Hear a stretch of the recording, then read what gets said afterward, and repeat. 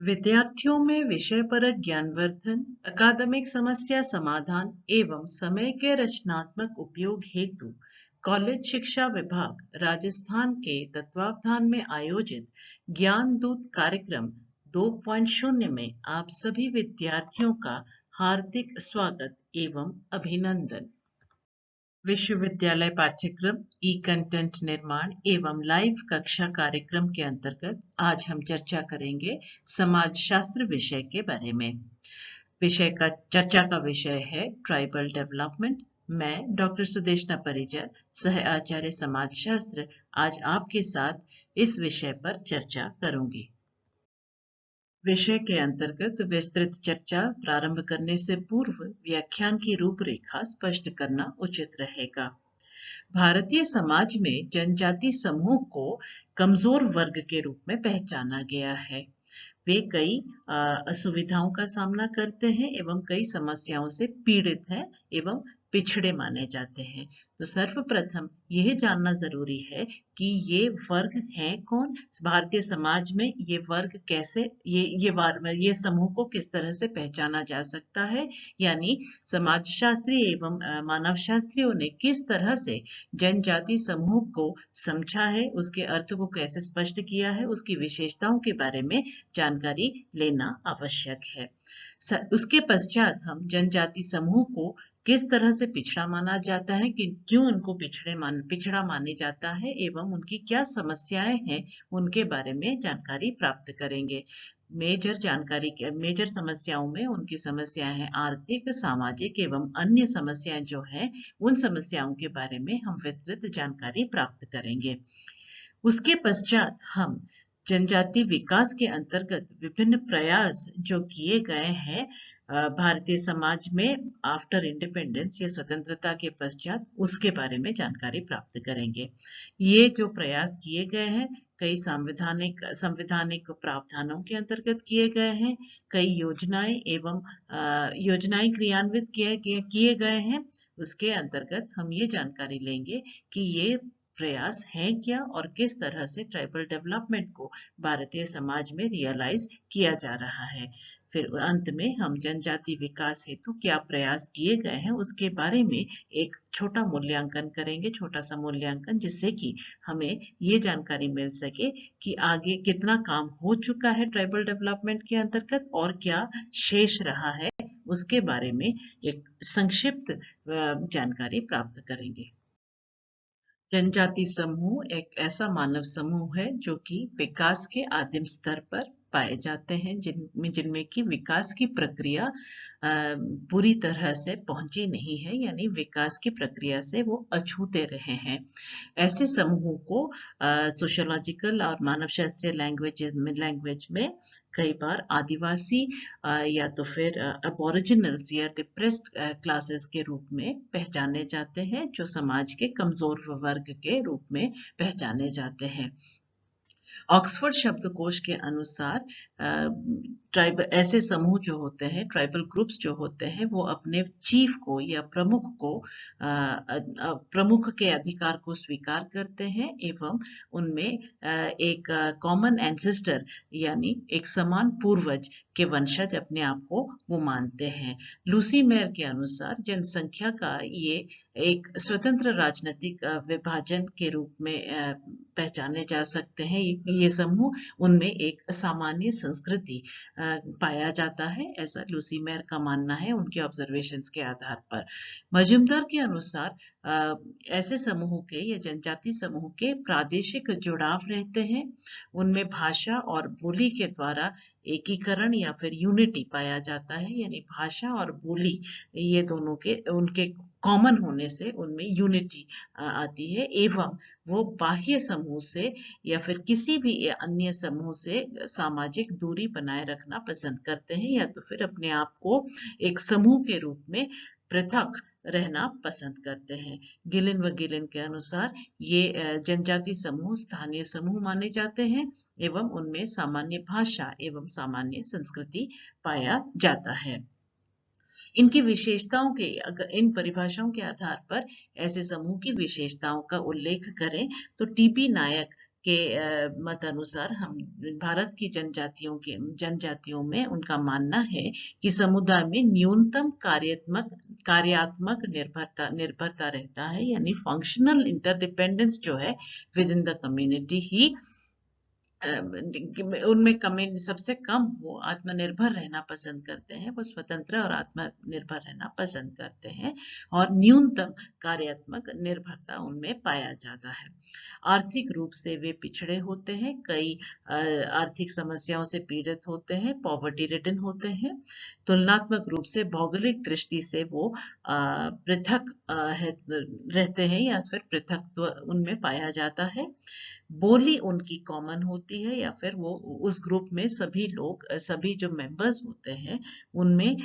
जो लैंग्वेज है, जो बोली है, लोकल डायलेक्ट है, स्थानीय ग्रुप है, और इनमें जो लोकल डायलेक्ट है, डायलेक्ट भी या बोली भी कॉमन बोलते हैं, लोकल बोली बोलते हैं। राजनीतिक स्तर पर भी वह असंगठित है, ऐसा कई मानव शास्त्रियों एवं समाजशास्त्रियों के ऑब्जर्वेशन या अवलोकन के आधार पर बताया जाता है।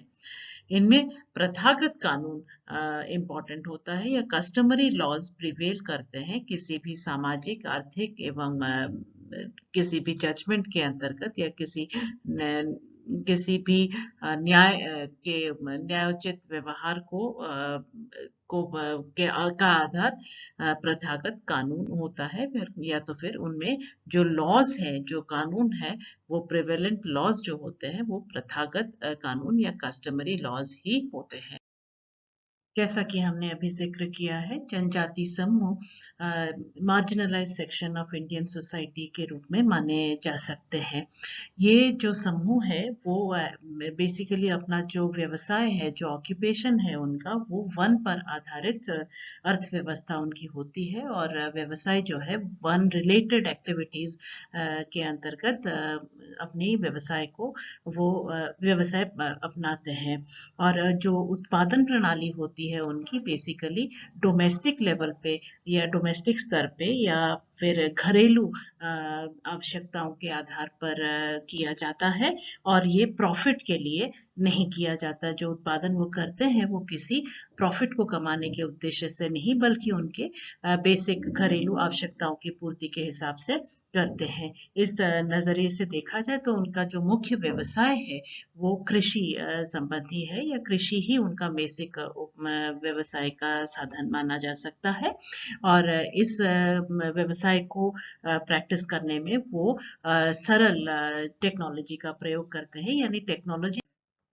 उनके पास या तो जमीन बहुत छोटी होती है, या तो फिर उनके पास कोई जमीन होती नहीं है। तो जब ये लो रिसोर्सेस होते हैं, उनके पास संसाधन की कमी होती है, और उनके संसाधन कमी होने से उनके एम्प्लॉयबल स्किल्स जो होती हैं वो स्किल भी डेवलप नहीं हो पाते हैं, या फिर जो सेवा योग्य विशेषताएं होनी चाहिए किसी व्यवसाय को प्रैक्टिस करने में, उनकी कमी से पीड़ित रहते हैं ये समूह के लोग। और बेसिकली उनमें लिटरेसी भी कम होती है, यानी शिक्षा का स्तर भी उनमें कम ही होता है, जिसके कारण वो कोई नए दूसरे व्यवसाय, आधुनिक समाज के जो व्यवसाय हैं उनको अपनाने के लिए वो सक्षम नहीं हो पाते हैं। इस अर्थ में देखा जाए तो उनकी कई समस्याएं होती हैं। एक समस्या पहली ये हो सकती है कि जीवन निर्वाह हेतु जो आजीविका के लिए कोई आजीविका सुनिश्चित नहीं हो पाती, यानी कोई ऐसी लाइवलीहुड नहीं प्राप्त होता है उनको, जो कि सबसिस्टेंस के लिए उनको जरूरी होता है। एक और समस्या यह है कि उनके पास पर्याप्त रूप से पोषण हेतु खाद्य भी उपलब्ध नहीं हो पाता है, जिसके कारण उनको कई शारीरिक रूप से वो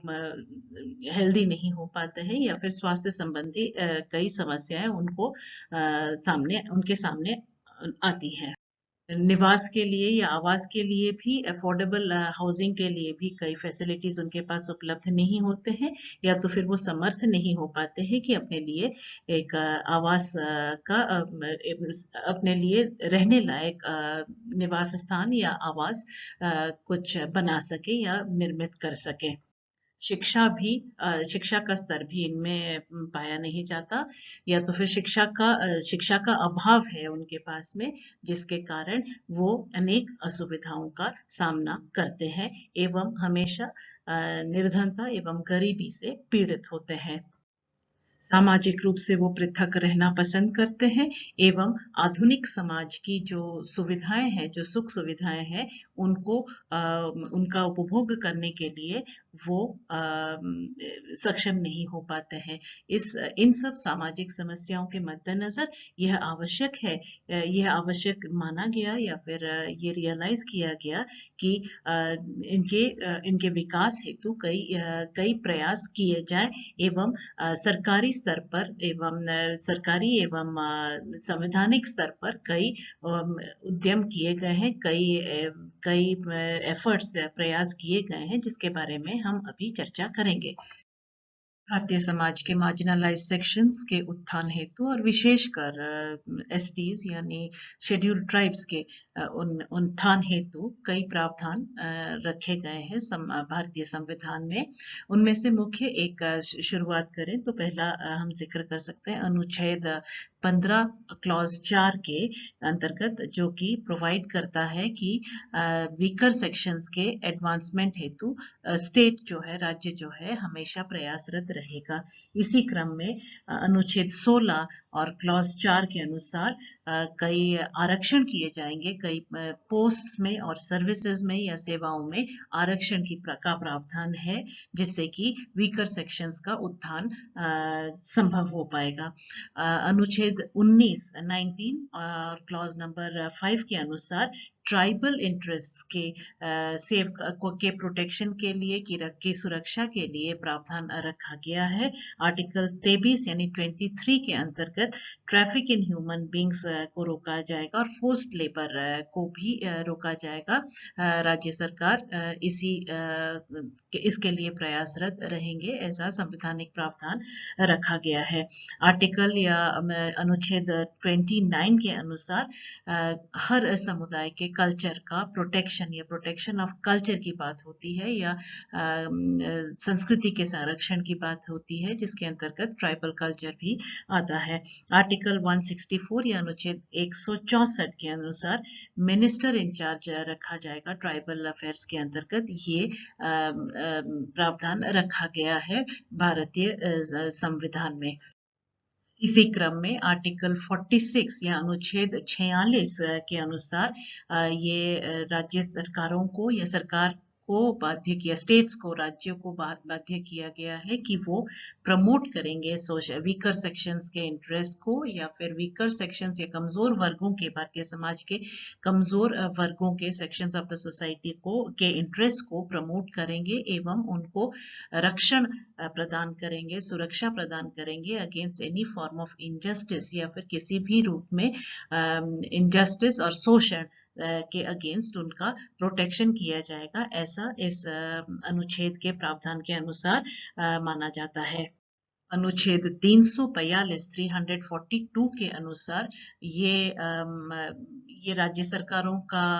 दायित्व है कि वो ट्राइबल्स की स्पेसिफिकेशन करें, विशेषकर पहचाने कि ये ग्रुप्स कौन से हैं और जनजाति के समूहों हैं या फिर उनके भाग हैं या फिर उनके पर्टिकुलर सब ट्राइब्स हैं। ये पहचान करने के लिए अनुच्छेद 342 के लिए कॉन्स्टिट्यूशन में प्रावधान रखा गया है।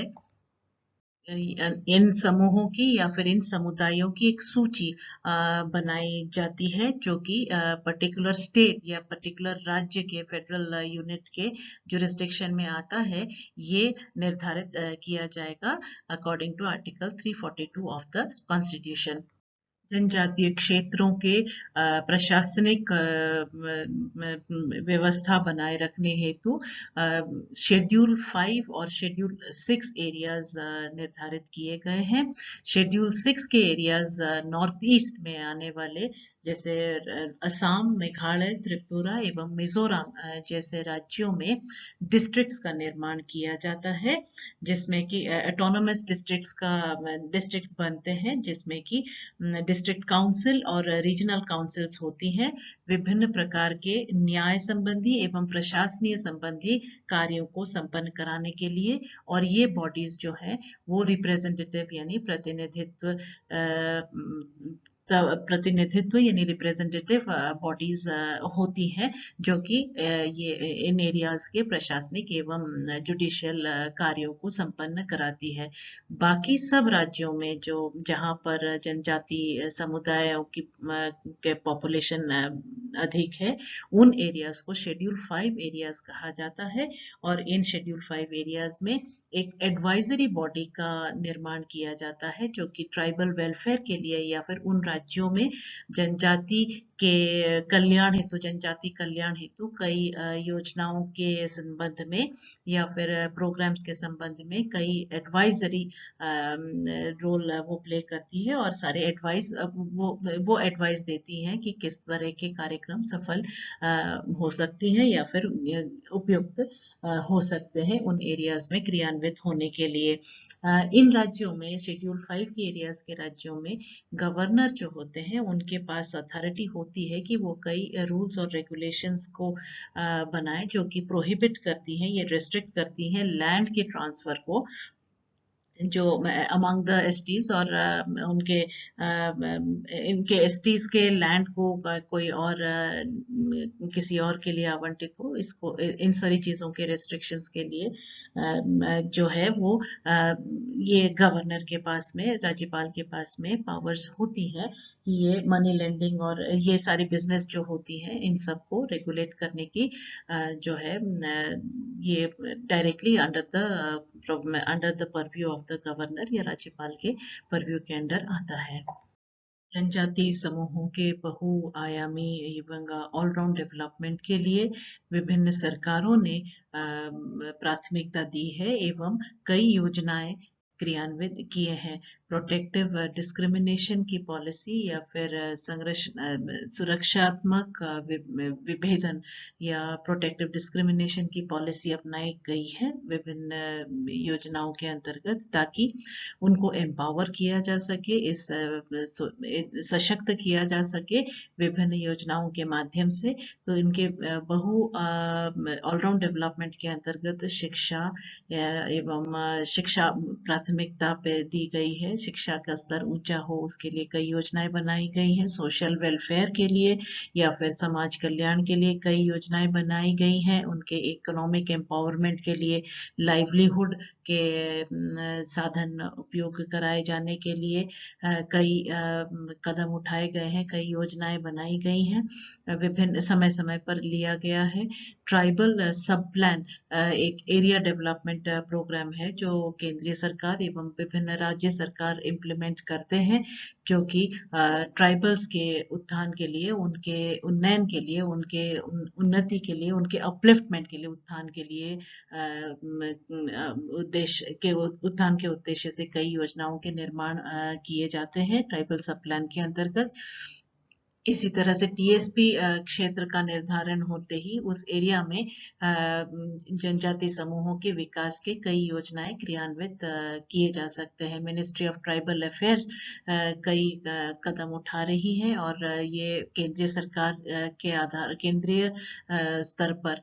निर्मित किए जाते हैं, नीतियां बनाई जाती हैं एवं एक्सपेंडिचर के लिए बजट एलोकेशन किया जाता है, जिससे कि ट्राइबल समूहों का विकास संभव हो पाए। जितनी भी योजनाएं बनाई गई हैं उनके 3 उद्देश्य, मुख्य उद्देश्य रहे हैं। पहले तो एजुकेशन और उनके इकोनॉमिक इंटरेस्ट को प्रोटेक्ट किया जाए, उनको प्रमोट किया जाए। दूसरा है जो उनके प्रति सामाजिक इनजस्टिस होती है या भेदभाव होता है, डिस्क्रिमिनेशन होता है, उसके अगेंस्ट प्रोटेक्शन स्टेट प्रोवाइड करेगा या राज्य जो है वो प्रोवाइड करता है। एवं protection against all forms of exploitation, यानी सभी प्रकार के शोषण के स्वरूपों से ट्राइबल्स को प्रोटेक्शन मिल सके, इस तरह के कार्यक्रम प्लान किए जाते हैं विभिन्न राज्य एवं केंद्र सरकार के द्वारा। राजस्थान में सामाजिक न्याय एवं सोशल जस्टिस एंड एम्पावरमेंट के विभाग द्वारा कई योजनाएं बनाई गई हैं। उनमें से सबसे पहले 4 भागों में हम विभक्त करते हैं, विभिन्न कर सकते हैं विभिन्न योजनाओं को समझने के हिसाब से। पहला है समूह कल्याण या सोशल वेलफेयर के स्कीम्स, यानी जो वांछित वर्ग होते हैं या मार्जिनलाइज सेक्शंस होते हैं, या तो जैसे कि महिलाएं हुए या वृद्ध व्यक्ति हुए, या फिर डेस्टिट्यूट्स हुए जो निराश्रित हैं, या फिर जो बेसहारा लोग हैं, जो उपेक्षित वर्ग होते हैं समाज के, उनके कल्याण के लिए विभिन्न योजनाओं को बनाया जाता है। योजनाएं क्रियान्वित किए जाते हैं और उनको सोशल वेलफेयर स्कीम्स के अंतर्गत जाना जा सकता है। एक दूसरा कैटेगरी ऑफ स्कीम्स होती हैं शिक्षा संबंधी, जिसके अंतर्गत एसटी के स्टूडेंट्स के लिए या फिर अनुसूचित जनजाति के वर्गों के लिए हॉस्टल्स का निर्माण होता है। विभिन्न प्रकार की छात्र वृत्तियों का या स्कॉलरशिप्स को दिया जाता है ताकि उनको आर्थिक सहायता प्राप्त हो सके कि वो शिक्षा ग्रहण कर सके वाजिब दरों पर, और स्कॉलरशिप के माध्यम से उनके शिक्षा का जो खर्चा है वो वहन किया जा सके, जिससे कि वो शिक्षा प्राप्त करने की ओर प्रेरित होंगे। इसी तरह से बुक बैंक स्कीम्स हुए या तो फिर रेसिडेंशियल स्कूल्स का प्रावधान भी किया जाता है शिक्षा को बढ़ावा देने के लिए इन जनजाति समूहों के अंदर। सामाजिक विकास में महिलाओं के परिस्थिति में या महिलाओं के विकास के लिए कई योजनाएं बनाई जाती हैं इस विभाग के द्वारा। और सोशल सिक्योरिटी या सामाजिक सुरक्षा के अंतर्गत कई स्कीम्स हैं, जैसे कि पेंशन स्कीम्स हुए, protection of civil rights and protection of atrocities act जो है वो बहुत सफल एक्ट है, जिससे कि प्रोटेक्शन मिलती है against exploitation, against injustice for the communities, ऐसे बैकवर्ड कम्युनिटीज के लिए एक बहुत बड़ा प्रावधान है जो कि सुरक्षा प्रदान करती है इन वर्गों के, इन समुदायों के लोगों के लिए। जैसा कि अभी हमने चर्चा किया है, कई प्रयास किए गए हैं केंद्रीय सरकार द्वारा एवं राज्य सरकारों द्वारा कई योजनाएं बनाई गई हैं जो जनजाति समूहों को, जनजाति समुदायों को मेन स्ट्रीम में लाने के हिसाब से या विकास के पथ पर या विकास के भागीदार होने के उद्देश्य से उनको मेन स्ट्रीम में या फिर डेवलपमेंट के फ्रूट्स को, जो विकास के जो फल होते हैं उनको प्राप्त करने के लिए कई योजनाएं बनाई गई है, सो दैट वो part of the main stream population बन सके। जो पृथकीकरण की जो समस्या थी उसको दूर करने के कई प्रयास किए गए हैं अभी तक, जो केंद्र सरकार एवं राज्य सरकार, विभिन्न राज्य सरकारों ने अपनी योजनाओं के अंतर्गत पाया है। लेकिन अभी भी कई ऐसी चीजें की महसूस होती है, ये पाया गया है, ये पहचाना गया है कि कई ऐसे ग्रुप्स होते हैं जो प्रिमिटिव ट्राइबल ग्रुप्स माने जा सकते थे, या इन प्रिमिटिव ग्रुप्स की पहचान उनके डिमिनिशिंग पॉपुलेशन के या फिर उनके पॉपुलेशन जनसंख्या के गिरते हुए संख्या के आधार पर पहचाना जाता है, या तो फिर उनकी लिटरेसी लेवल से या शिक्षा के स्तर से, या तो फिर तीसरा आधार था लो लेवल ऑफ टेक्नोलॉजी जो वो प्रयोग में लेते थे, उसके आधार पर हम प्रिमिटिव ट्राइबल ग्रुप्स की पहचान करने का आधार माना था। अब ये इस आधार पे एक और क्राइटेरिया जोड़ दिया गया है, कि सबसिस्टेंस लेवल ऑफ इकोनॉमी को माना गया है एक आधार, और इन ग्रुप्स को, जो प्रिमिटिव ट्राइबल ग्रुप्स थे, अब उनको पर्टिकुलरली वल्नरेबल ट्राइबल ग्रुप्स यानी पीवीटीजीज के नाम से जाना जाता है। और ये ग्रुप्स आज की तारीख में, अभी भी आज की तारीख में इनमें बैकवर्डनेस या पिछड़ापन बहुत अधिक पाया जाता है। अब मूल्यांकन करें तो 2011 के ह्यूमन डेवलपमेंट रिपोर्ट के आधार पर हम ये कह सकते हैं कि ये जो स्कीम्स हैं या जो योजनाएं हैं उनका इम्प्लीमेंटेशन बहुत अच्छे ढंग से से नहीं हो पाया है या फिर उनका इम्प्लीमेंटेशन सही ढंग से नहीं होने के कारण जो लाभ है वो कम पहुंचा है इन ट्राइबल ग्रुप्स को जिनके लिए वो टारगेट किए गए थे। एक gap in the literacy level भी देखने को मिला है जो कि इतने सालों में सिग्निफिकेंटली कम हुई नहीं है। इतने प्रयासों के बावजूद भी लिटरेसी लेवल के जो गैप्स हैं वो इतने कम हुए नहीं हैं। गैप्स अभी भी मौजूद हैं। ड्रॉप आउट रेट्स भी जो है जो बच्चों के एनरोलमेंट है स्टूडेंट एनरोलमेंट होता है प्राइमरी स्कूल एजुकेशन में, वो ड्रॉप आउट रेट की गैप जो है उनमें भी वो एक क्रिटिकल इंडिकेटर होता है जो शिक्षा के विकास को इंडिकेट करता है, क्रिटिकल इंडिकेटर के रूप में माना जाता है। और वो भी अभी भी बहुत ड्रॉप आउट रेट बहुत ज्यादा है, यानी शिक्षा का लाभ उन समुदायों के लोगों द्वारा अधिक उठाया नहीं जा पा रहा है। इसी तरह से कुछ हेल्थ स्टेटस की भी बात की जाए तो वो हेल्थ स्टेटस भी कुछ अच्छे ये इंडिकेशंस नहीं दे रहे इन कंपैरिजन टू अदर जो ग्रुप्स हैं जो जिनके लिए यही स्कीम्स लागू होती हैं, या स्वास्थ्य संबंधी सुविधाएं जो दूसरे सेक्शंस मार्जिनल सेक्शंस के लिए किए गए हैं वो यहाँ पर एसटीज के लिए इतना लाभदायक सिद्ध नहीं हो पाया है।